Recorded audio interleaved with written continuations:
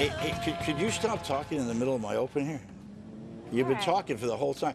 They didn't have a permit, but a sea of bikers today rolled into Washington, D.C. to pay tribute to the victims of 9/11 and also to counter the so-called Million Muslim March planned there today. The Muslim March actually shaped up to be more like a few hundred. The 2 million bikers rally, however, had a huge turnout, despite the fact that organizers weren't granted permission for the ride. Here was National Coordinator Belinda B. on Fox News earlier. We have a constitutional right to ride those streets. We pay taxes. We are the tax-paying Americans.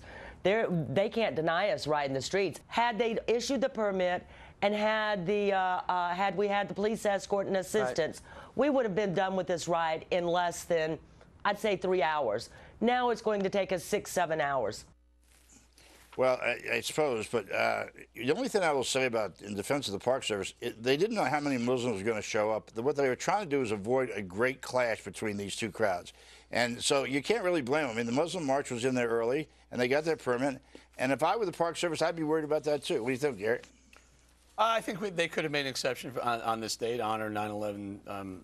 The people who we lost on 9/11. I don't think it's a bad thing. What do you think would happen with about 100 Muslims walking past these bikers? You think they'd be able to make it down the block? Probably. Probably. But that's not what the basis of the permit should or shouldn't be. Whether or not whether there's going to be a clash. You have a right to demonstrate. You have a right to show up. They have a right. They just said it was going to be it was going to put the city of D.C. out too much.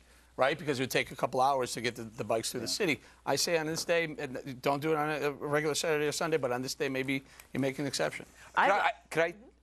Here's two issues here. I think it's great that they're doing this, that the bikers are doing this. However, you're not going to get a permit for a nonstop ride in a rush hour in a large city because you're going to have so many people that are going to be angry at you. If that happened in New York, if you had, let's say, count to 2,000 and sit at a stop sign, you're going to have a lot of people ticked off at you just for 2,000 bikers, and they're calling it the 2 million. Are you 2 million? If you're 2 million, you're not getting a permit because that'll take 3 months to get through 6th Avenue. The other thing, too, is I admire what they're doing, but, you know, they should worry more about or think more about the day and less about getting press because I'm tired of getting 150 tweets telling me you better cover this. Or else. You know, we were planning on covering it to begin with, but it comes off as though you're more interested in making a point than observing a solemn occasion. And that's probably just a small minority of people, but you can stop now. Yes. Oh, boy, you're going to get more tweets. There you're true. What do you think? Yeah. Look, I admire their heart, their patriotism. I think it was in the right place, and that's what I love about this country, when you have that just, like, spontaneous showing of faith and patriotic beliefs. I'm all for it. I got nothing but love for the bikers. You do? Really? Nothing but love. I bet you they have nothing but love for you, too. We shall Well, see. I think there's something we should talk about. One thing. One more thing!